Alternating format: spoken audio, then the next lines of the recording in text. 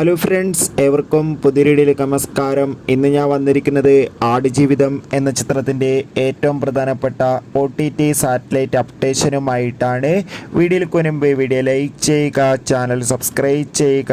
ഈ വരുന്ന ജൂലൈ മാസം OTT റിലീസ് ചെയ്ത ചിത്രങ്ങളും ജൂലൈ മാസം അങ്ങോട്ട് OTT റിലീസ് ചെയ്യാൻ പോകുന്ന ചിത്രങ്ങളുടെ വീഡിയോ ചാനൽ ഭാഗം പരിശോധിച്ചാൽ നിങ്ങൾക്ക് കാണാൻ വേണ്ടി സാധിക്കുന്നതായിരിക്കും.